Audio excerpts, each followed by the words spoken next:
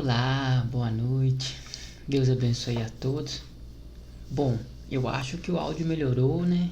A iluminação também, as minhas melhorias que eu achei ontem que não chegaria tão cedo, chegou hoje. Mas tá bom, Deus abençoe, né? Então eu resolvi gravar esse vídeo, né? Para aproveitar, né? Para estrear logo. Então, eu escolhi para falar hoje de um momento da Bíblia que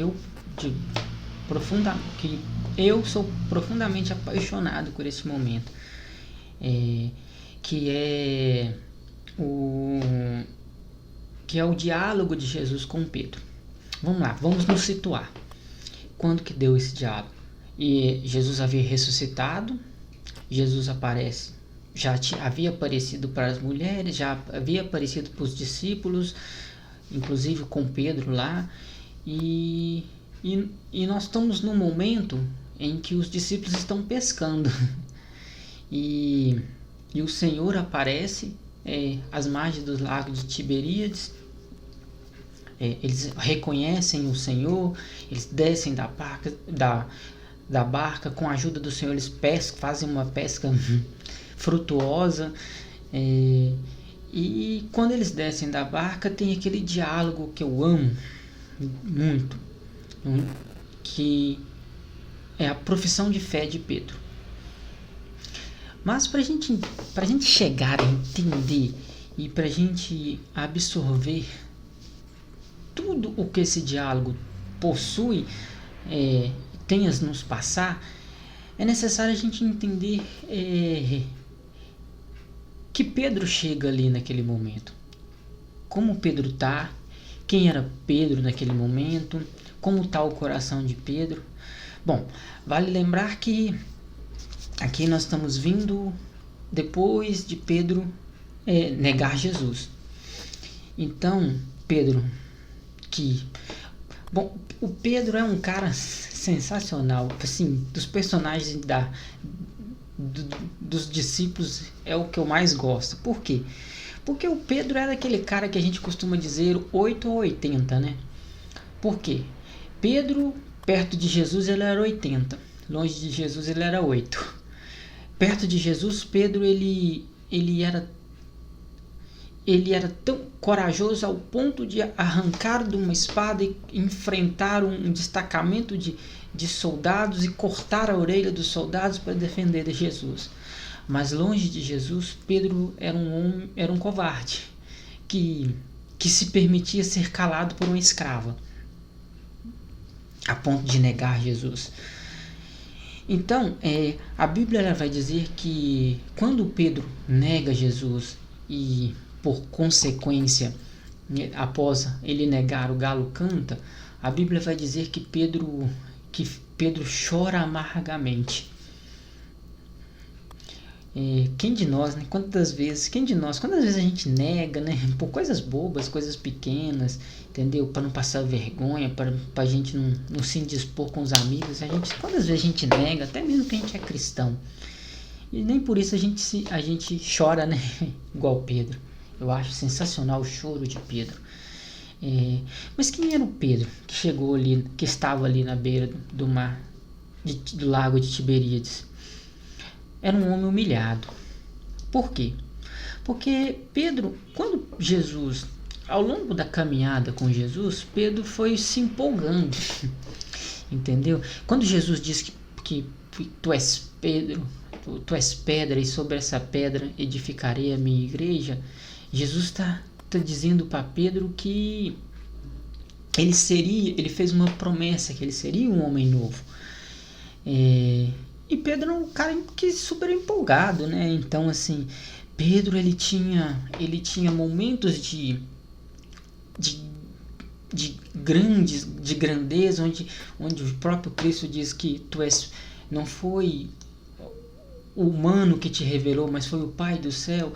E Pedro tinha momentos de estupidez, onde Jesus o exortava, chamando: cala-te, Satanás, não seja para mim uma pedra de tropeço. Interessante a gente perceber que o que separa Jesus dizer: tu és pedra, e sobre essa pedra eu edificarei a minha igreja para afasta de Satanás, o que separa isso são alguns versículos do mesmo capítulo. Entendeu? Mas outro dia eu falarei sobre isso. Então, quem era o Pedro que estava ali? Pedro era um homem humilhado, sabe? Pedro era um homem que desistiu. Um homem que foi lá no alto e que caiu. E ali Pedro está no chão, está na lona. Porque quando Pedro nega Jesus, inclusive Jesus aparece algumas vezes, aparece para eles, mas Jesus não falou com Pedro ainda. Então Pedro ele tá lá naquele momento e Jesus já havia aparecido, não havia falado com ele, e talvez Pedro tenha pensado que Jesus não tenha perdoado, e Pedro desiste. Tanto que Pedro diz: eu vou pescar. O vou pescar de Pedro é um vou pescar de voltar ao homem novo, ao homem velho, perdão. Então Pedro naquele momento Pedro desiste, e Pedro quer voltar ao homem velho. E quando ele volta ao homem velho, ele arrasta com ele todos os discípulos. A primeira lição que a gente tira dessa passagem, deste momento, que nós temos responsabilidade. Às vezes o nosso cair não derruba a gente sozinho. Às vezes quando a gente desiste, a gente leva um monte de gente com a gente. Um monte de pessoas com a gente. Que nos admiram, pessoas que nos acompanham, pessoas que se inspiram em nós. Às vezes o nosso tombo às vezes ele não é sozinho. E aqui Pedro diz: eu vou pescar, eu vou voltar ao homem velho. E os discípulos dizem: vamos contigo. E ali os discípulos estão pescando, e Jesus vai lá na praia buscar os discípulos de volta. Como se Jesus estivesse dizendo: o que vocês estão fazendo aí? Não foi para isso que eu resgatei vocês? Não foi para isso que eu chamei? O que vocês estão querendo? Para que vocês estão voltando para a barca? Para pescar? Sabe, ali diante de Jesus, naquele momento, está um homem que caiu em si. Um homem que descobriu quem ele era. Então Pedro, ali ele descobre quem ele é. Ali está um homem consciente de quem ele é.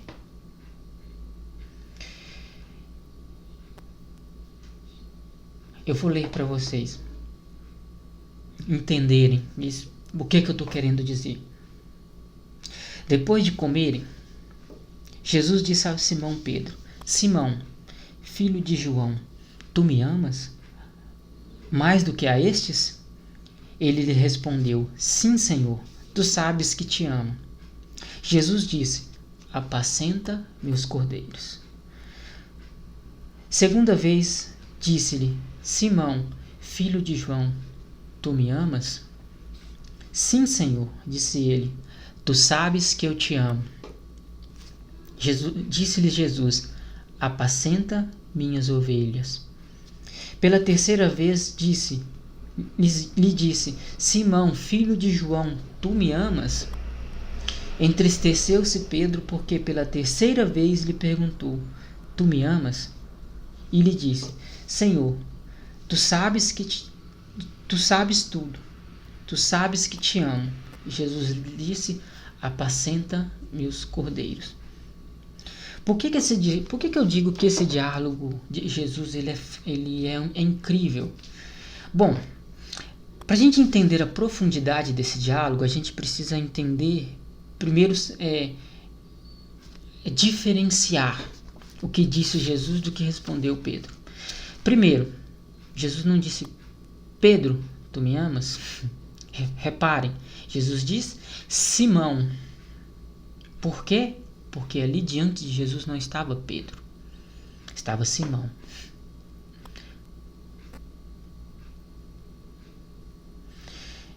Segundo, o Evangelho de João foi escrito originalmente em grego. O grego, a língua grega, ela vai ter 4 termos para diferenciar o amor. vão ter 4 espécies de amor. A primeira espécie, o primeiro termo é o eros, que é o amor erótico, é o amor carnal, é o amor físico, entendeu? É o amor sexual.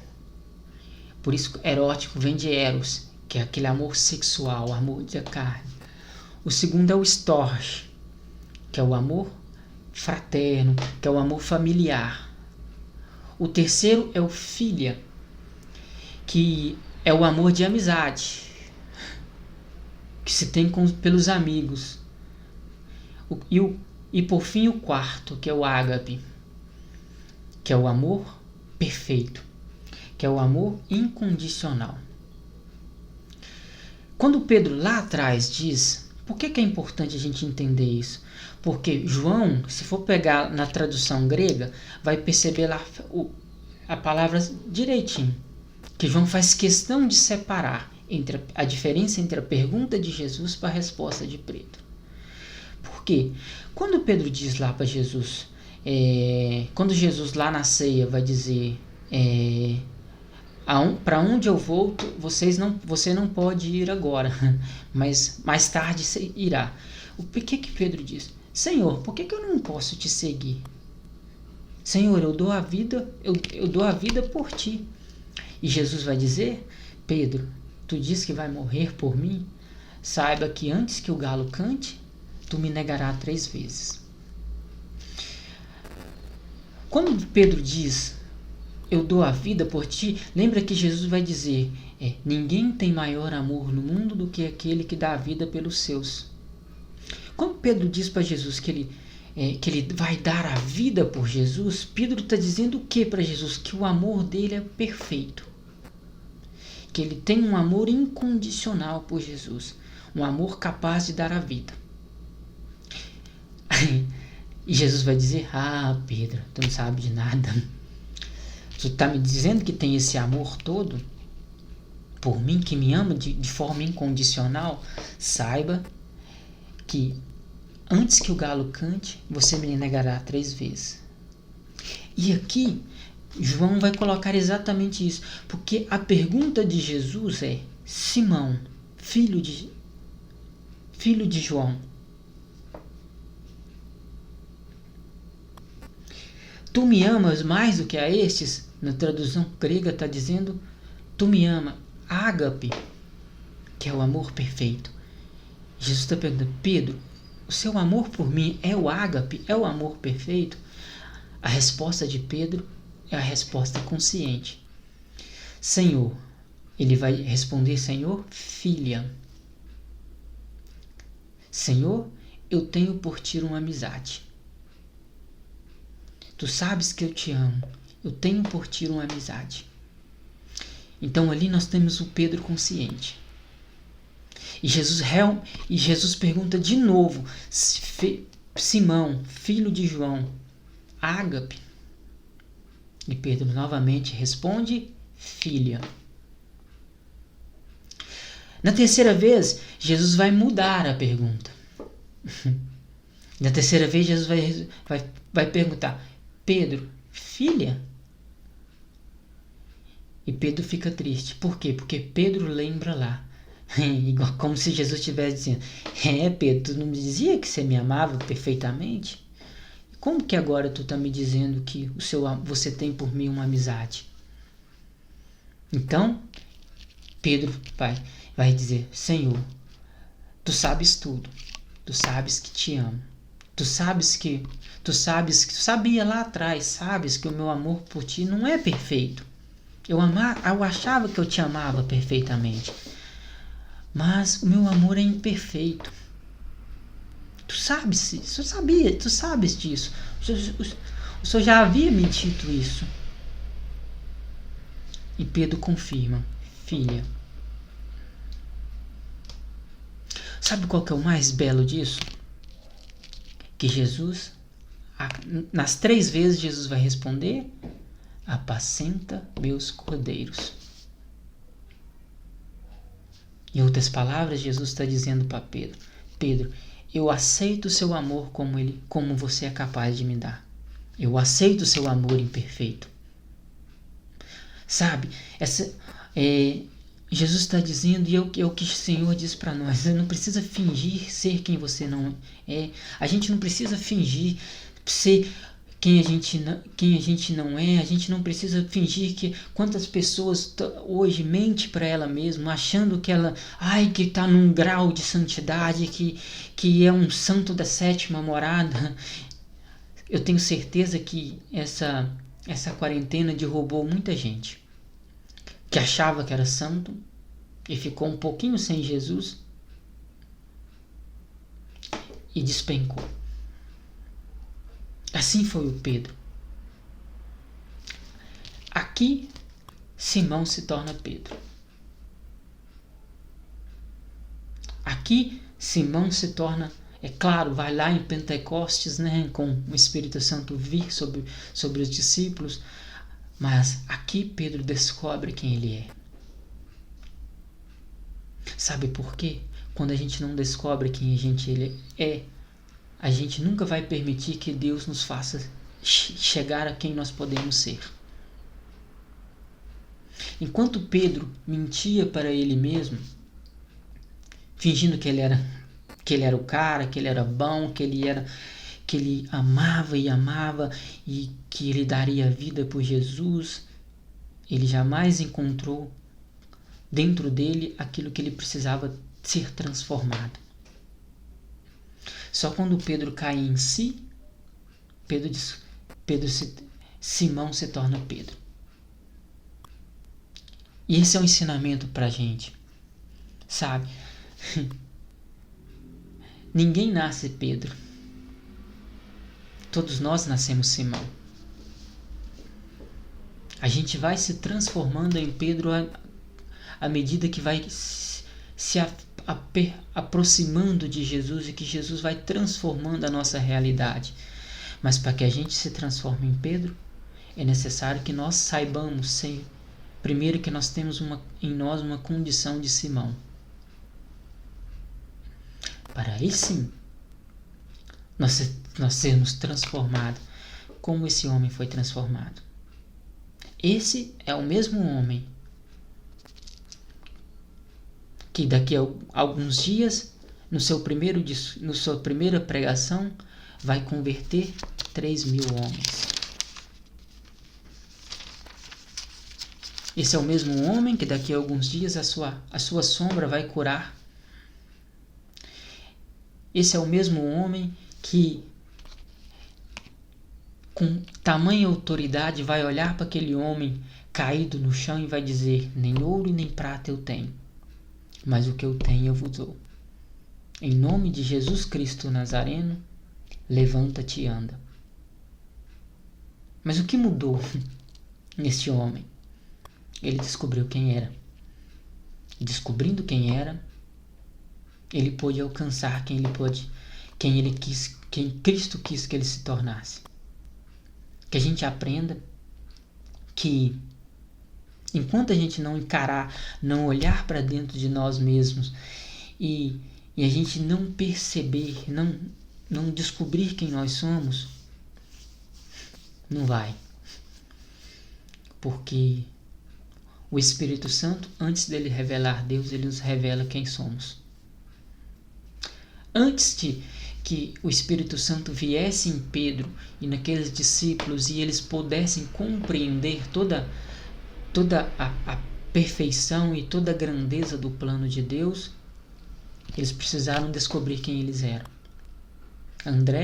Tomé precisou enfiar o dedo nas chagas de Jesus e descobrir que ele não tinha fé.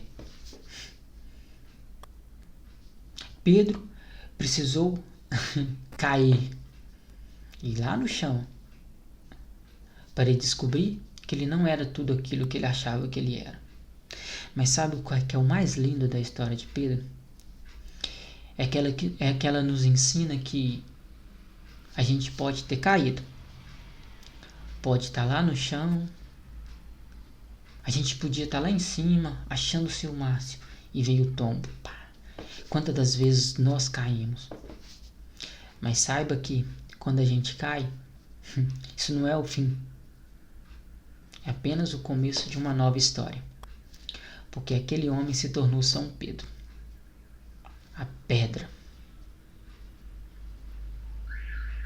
aquele que Cristo confiou à igreja. Aquele pescador ignorante lá da beira da praia se tornou o primeiro papa da igreja. Uma potência de evangelização. E se Pedro conseguiu, nós também podemos conseguir. Basta, primeiro, a gente ter um encontro com Jesus, conhecer Jesus, nos conhecer e permitir que Jesus transforme a nossa vida. Deus abençoe a todos. Amém. E mais uma vez, obrigado.